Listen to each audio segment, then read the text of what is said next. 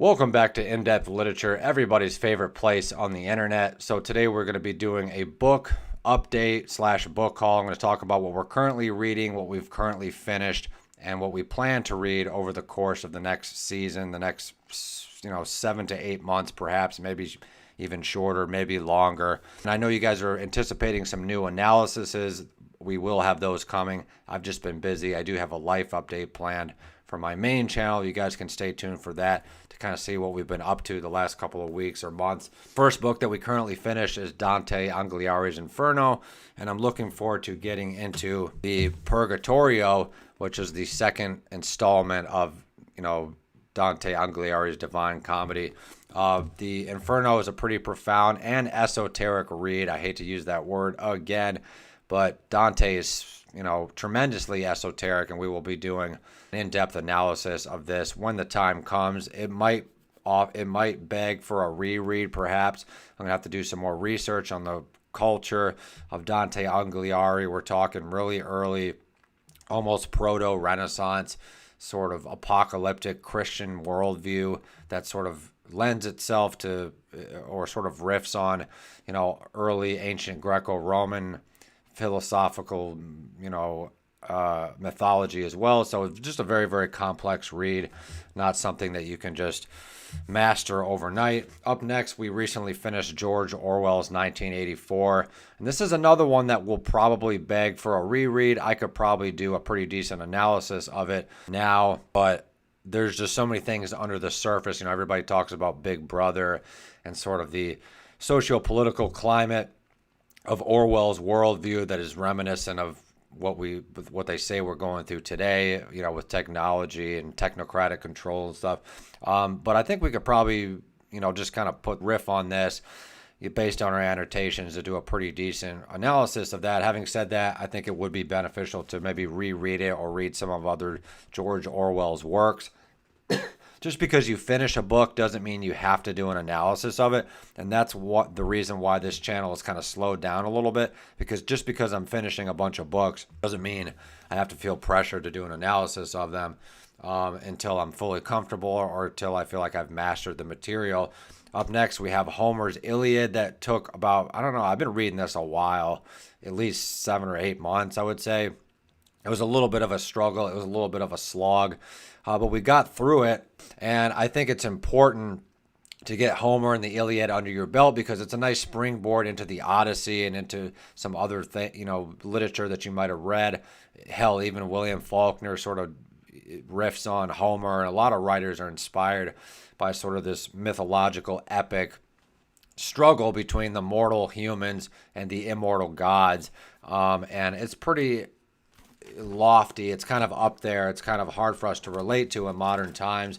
But to me, it's really like similar to reading the Bible, like reading the Old Testament or the New Testament. And it's just sort of the push and pull between mankind's relationship to the gods, right? Or spirituality.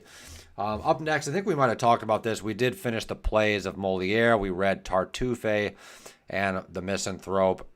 And I would say that Moliere is a little bit socially, politically complex. Although his plays are fairly easy to understand, I think there's a lot of maybe, if not esoteric, sort of intellectually elusive themes that come up in the universe of Moliere that might beg for a rereading. His plays are pretty easy to read.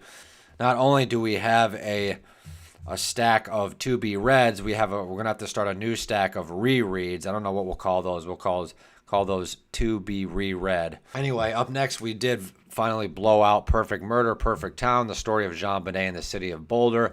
And the author here, Lawrence Schiller's thesis is that the overwhelming amount, I should say, of suspects that come up in the Jean Bonnet Ramsey case is one of the main factors that caused this case to be so baffling and unsolvable.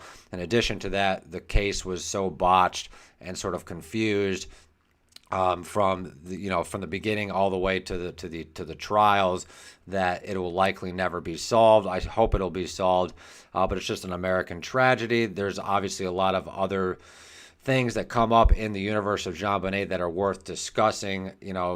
conspiratorial even, I dare say. But just a lot to sort of digest there. We took our time with this book. It took a little while to get through. So let's talk about the books that we're currently reading, and that we'll get into the books that we're going to hopefully read. Up first, we have Stendhal Love. This is basically, the author's name is Stendhal. It was sort of the pen name that he went under. He has a different name in reality. But this is sort of his philosophical, mythological treatise on love, male-female relationships. And this was sort of during that burgeoning time in France, where a lot of those French writers were sort of writing these philosophical doctrines on one particular subject or many subjects, and delving into sort of the psychological aspect and psychological impact of human relationships, and Stendhal does that pretty well. I'm not sure I agree completely with Stendhal's thesis on love. He's a little bit of a sort of neurotic, obsessive, I don't even know what you would call him, cuck perhaps, but very interesting, very stimulating and profound treatise on love. This is technically a reread. We read this way back in high school, I think it was, maybe even late middle school, but it's basically just like reading a brand new book. But this is just a beautiful Penguin classic, old school Penguin classic edition with the color-coded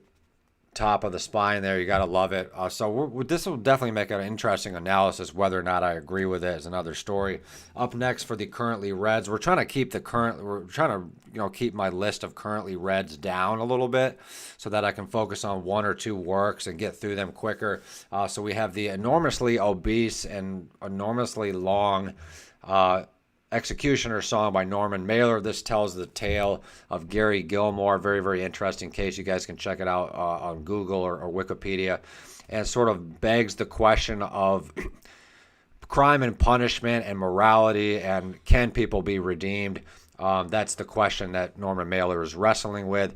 Now, Norman Mailer sort of writes in the style of a novel, but it's based on real people, and he offers humanity, and he immortalizes all of the people that knew Gary Gilmore, as well as obviously Gary Gilmore himself. So let's just do our little book haul here. Up first, we have Maya Angelou's I Know Why the Caged Bird Sings. Some of you guys are probably familiar with this if you've been in a lot of literature classes, so on and so forth.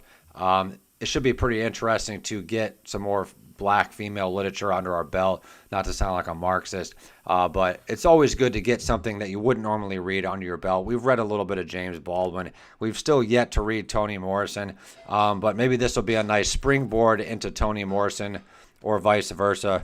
So up next, we have J.R.R. Tolkien's The Hobbit, and I told you guys a couple of videos back that we had collected this edition in the Lord of the Rings trilogy, and the only one that we had yet to find was The Hobbit, and I'm so glad to finally have a copy of this Hobbit. This is pretty rare. You don't normally find this. This goes all the way back to my childhood. I remember raiding my mother's bookshelf, and she happened to have this, The Hobbit. She actually called it The Hobbit for some reason, but she wasn't really interested in fantasy or anything like this. I think she thought it was kind of evil. But this is an awesome copy of J.R.R. Tolkien's The Hobbit.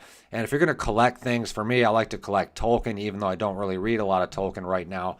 It's cool just to have a plethora of different editions of authors that you like. Up next, we have Haruki Murakami's Norwegian Wood. A lot of people talk about this book. A lot of people mention Murakami. We do have another book by him on the bottom shelf called Men Without Women. It's like a collection of short stories.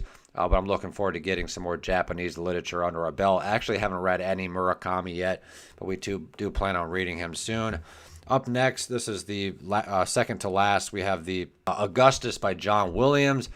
No, it's not the composer John Williams. It's actually the American author John Williams who wrote the book Butcher's Crossing, which is kind of in the vein of Cormac McCarthy's Blood Meridian. So this is sort of a modern retelling or just a retelling of ancient Rome and Augustus.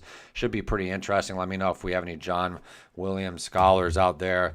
Up next, we have this beautiful copy of Les Miserables. And going way back, you guys might remember on that top shelf back there, can't really figure out where it is, right about there, you'll see that gray book right about there. That's a paperback edition of this with really, really small print. But I wanted to get this beautiful hardcover copy because it's just really, really nice. And that's why it's good to collect books, different editions of books, because perhaps you will read the one with the larger print.